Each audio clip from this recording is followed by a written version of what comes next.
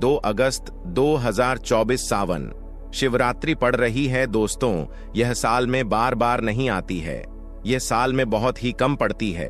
पूरे 1 साल बाद ऐसा दिन आता है, इसलिए इस दिन का महत्व बहुत ही ज्यादा होता है और आप लोगों को इस दिन 7 बेलपत्र वाला उपाय जरूर करना चाहिए, क्योंकि दोस्तों सावन शिवरात्रि एक ऐसा दिन होता है जिस दिन भगवान शिव जी बहुत आसानी से प्रसन्न होते हैं और वह आपको इतना कुछ प्रदान करते हैं जितने कि आपने कभी कल्पना भी नहीं कर सकते हैं।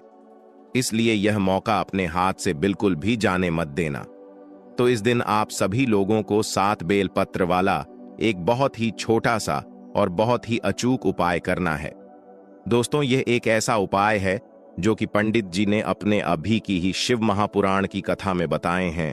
और दोस्तों, इस वाले उपाय को ज्यादा लोगों ने किया नहीं है, इसीलिए जो भी लोग इस 7 बेलपत्र वाले उपाय को इस सावन माह की शिवरात्रि के दिन करेंगे, सीधी सी बात है भाई, उस उपाय का जो फल है वह आप लोगों को बहुत ही जल्दी मिलेगा और बहुत बड़ा होकर मिलेगा, क्योंकि इस उपाय के बारे में ज्यादा लोगों को पता नहीं है। इसलिए दोस्तों, आप लोगों को भी यह उपाय 2 अगस्त 2024 सावन शिवरात्रि के दिन जरूर कर लेना चाहिए। दोस्तों, इस दिन को आप लोगों को अपने हाथ से बिल्कुल भी नहीं जाने देना चाहिए।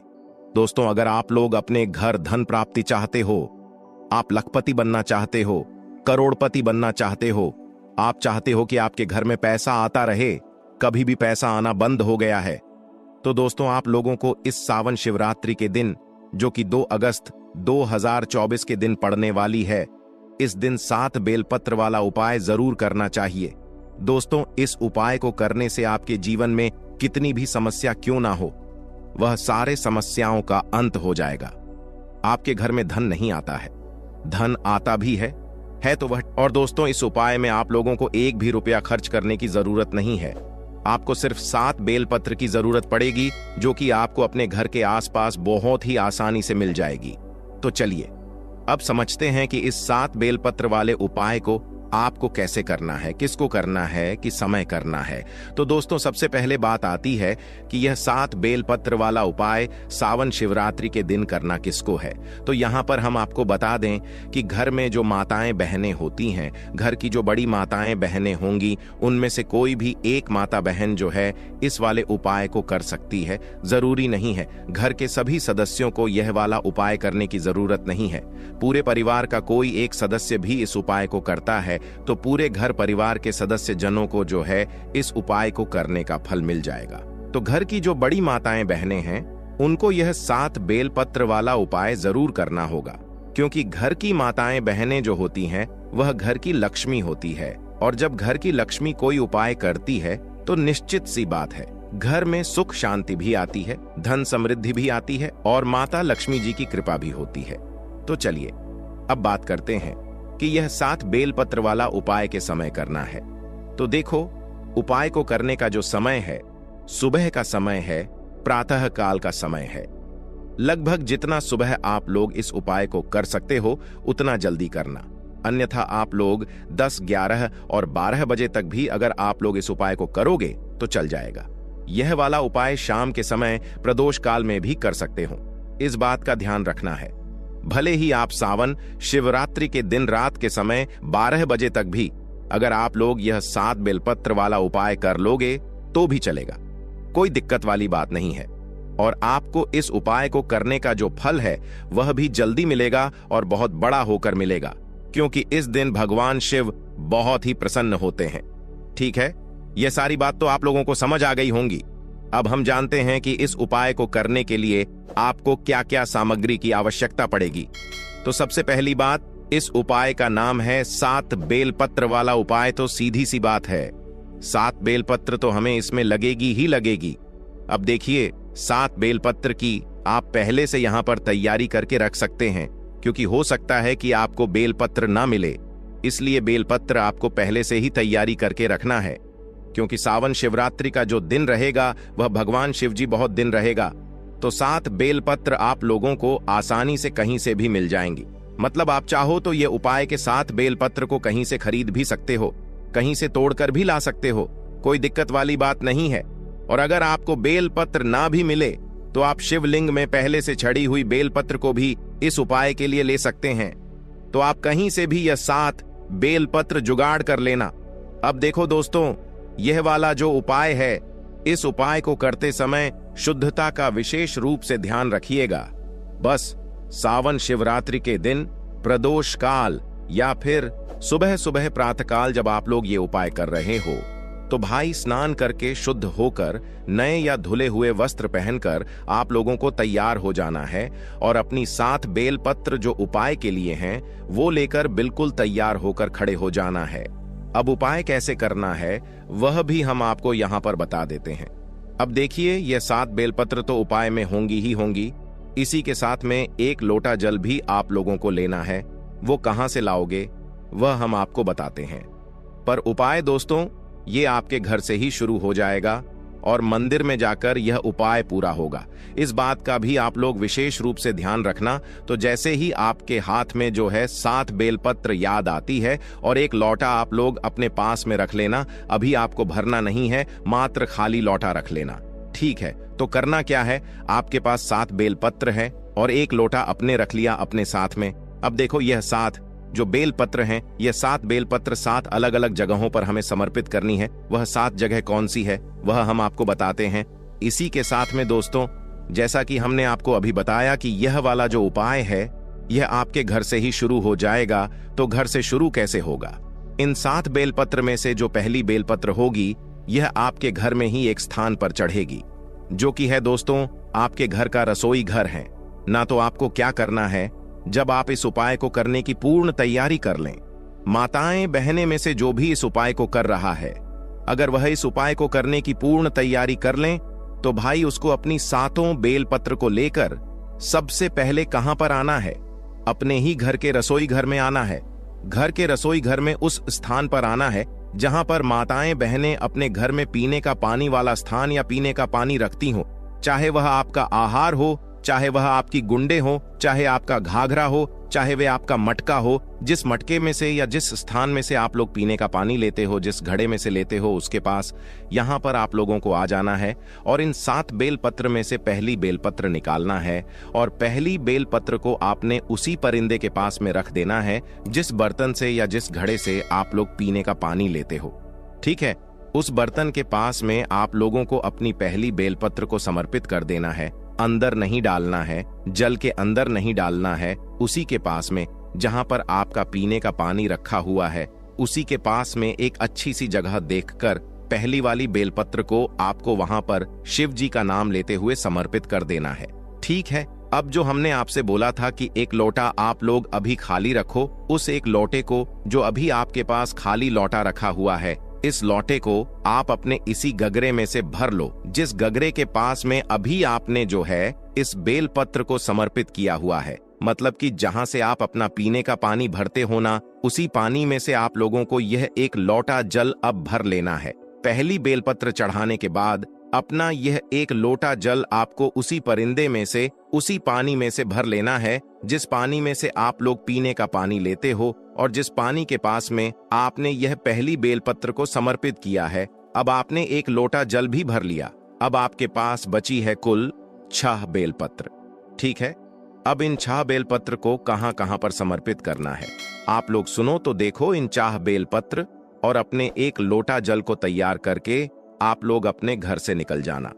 अब जैसे ही आप लोग अपने घर से निकलते हो तो आपके घर के पास में जो भी एक बेलपत्र का पेड़ हो, जो बेलपत्र का बड़ा पेड़ हो, आपके पास 4 बेलपत्र हैं, 1 लोटा जल है, इनको अपने साथ में ही रखकर निकलना है।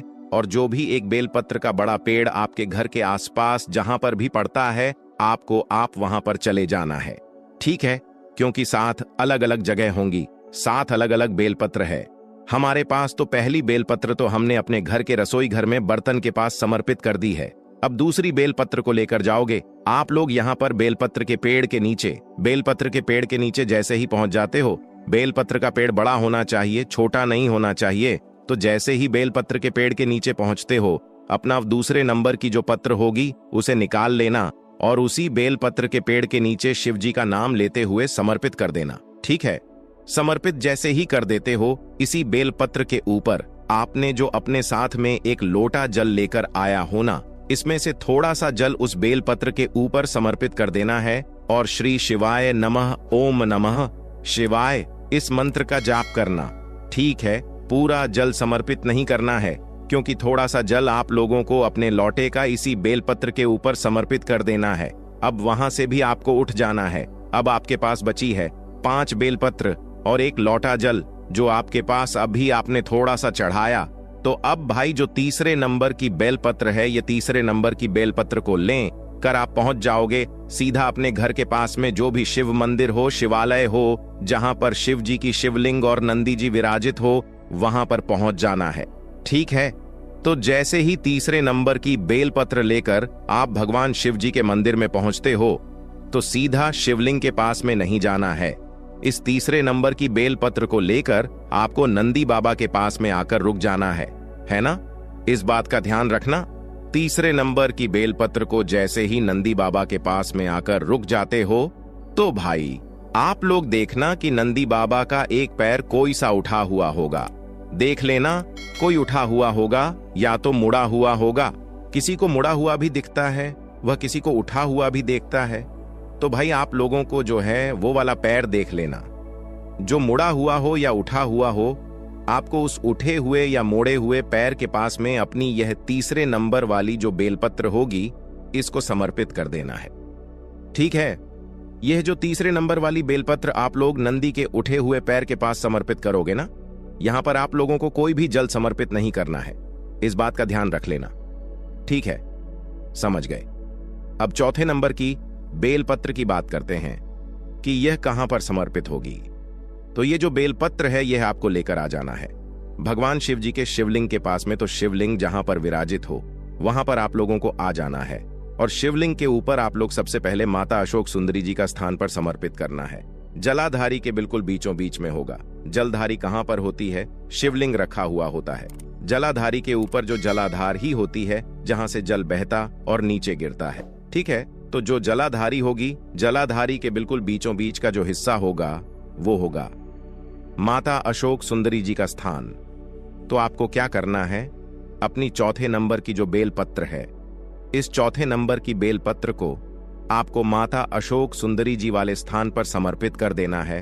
और ध्यान रखना है कि इस बेलपत्र की डंडी का मुख जलाधारी की तरफ होगा, जहां से जल बहता है और नीचे गिरता है। और जो बीच वाली बड़ी पट्टी का मुख है, वह शिवलिंग की तरफ होगा। तो यह अपनी चौथे नंबर की बेलपत्र को आपको, तो यहां पर भी आप लोगों को थोड़ा सा जल माता अशोक सुंदरी जी वाले स्थान पर समर्पित की हुई बेलपत्र के ऊपर समर्पित कर देना है। ठीक है, अब बात करते हैं 5वें नंबर की जो बेलपत्र है, उसके बारे में। आप दोस्तों, जो 5 नंबर की आपकी बेलपत्र होगी, उसे निकाल लेना और इस 5वें नंबर की बेलपत्र को आपको माता पार्वती जी के हस्त कमल पर समर्पित करना है। अब हस्त कमल का आप कहां पर होता है, वह भी सुन लो। देखो, जो जल आधारित होती है, जलधारी के ऊपर शिवलिंग रखा हुआ होता है। तो शिवलिंग का जो कर्ती भाग होता है न, मतलब गोलमोल जो भाग होता है, उसके आसपास जहां पर भी आप इस बेलपत्र को समर्पित करोगे, वह पार्वती जी का हस्त कमल ही होगा। तो आपको क्या करना है? ये जो 5वें नंबर की बेलपत्र है, इस 5वें नंबर की बेलपत्र को आप लोगों को जो शिवलिंग की जो कर्ती भाग है, वहां पर कहीं पर भी पास में अपनी जो है ये 5वें नंबर की बेलपत्र को समर्पित कर देना है। और यहां पर भी आपने उस एक लोटे में से थोड़ा सा जल समर्पित कर देना है। कितना जल समर्पित करना है? थोड़ा सा जल समर्पित कर देना है उसी बेलपत्र के ऊपर जहां पर आपने अभी यह माता पार्वती जी के हस्त कमल पर यह बेलपत्र को चढ़ाया है। ठीक है, तो यहां पर आप लोगों की कुल मिलाकर हो गई है 5 बेलपत्र। अब आपकी जो छठी बेलपत्र है, उसे निकालकर आप लोगों को चढ़ाना है भगवान शिव जी की शिवलिंग के ऊपर।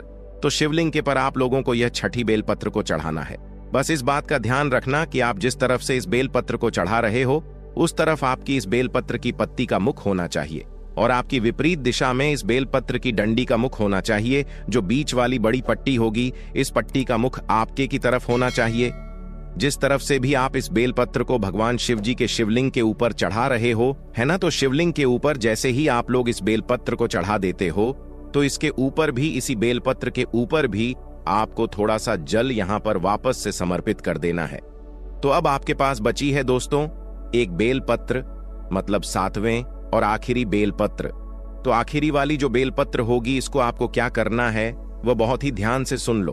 तो देखो, 7वीं वाली जो बेलपत्र है ना, इस वाली बेलपत्र को आपने देखा होगा कि भगवान शिव जी के शिवलिंग के ऊपर एक बर्तन टंगा हुआ होता है, जिससे बूंद बूंद करके शिव जी की शिवलिंग के ऊपर जल टपकता रहता है, जिसके अंदर शिव जी की 5 बेटियों का स्थान होता है, जया, बेसहारा, श्यामली, बारी, दौड़ और देव। तो यह जो 7वें नंबर और आखिरी नंबर की जो बेलपत्र होगी ना, यह मात्र आपको उस पात्र से स्पर्श करें आना है, मतलब छुआना है और कुछ भी नहीं करना है। इसको कहीं पर समर्पित नहीं करना। यह 7वें नंबर की बेलपत्र को, इस 7वें नंबर की बेलपत्र को मात्र आपको शिव जी की शिवलिंग पर टंगे हुए उस पात्र से छू आना है और भगवान शिव जी का आशीर्वाद समझकर इसे अपने पास में वापस रख लेना है। और अब आपके लौटे में जितना भी जल बचा हुआ है, वह पूरा जल आप इस पात्र के अंदर डाल देना, जो कि शिवलिंग के ऊपर बूंद बूंद करके जल टपकता है। उसी पात्र के अंदर अपना पूरा जल समर्पित कर देना। अब जैसे ही आप जल समर्पित कर देते हो, उसके बाद में भगवान शिव जी की शिवलिंग के पास में बैठना, अपनी वह मनोकामना आंख बंद करके, विनती करके, हाथ जोड़कर बोलना, जिसमें मनोकामना के लिए आप लोग यह वाला उपाय कर रहे हो, धन समृद्धि के लिए कर रहे हो, तो वह बोलना लक्ष्मी प्राप्ति के लिए कर रहे हो, तो वह बोलना, या आपका कोई काम रुका हुआ हो, अटका हुआ उस काम के लिए कर रहे हो, तो अपना वह काम बोल देना। ठीक है, अपनी कोई भी एक मनोकामना बोल देना और मन कामना बोलकर भगवान का 2 मिनट जाप करके भगवान से आशीर्वाद लेकर आप अपने घर पर वापस आ सकते हो और आपका यह वाला उपाय पूर्ण हो जाता है। तो दोस्तों, 2 अगस्त 2024 सावन शिवरात्रि के दिन आप लोगों को यह उपाय जरूर कर लेना चाहिए। यदि आपके जीवन में चलती चली आ रही है समस्या, रुक नहीं रहा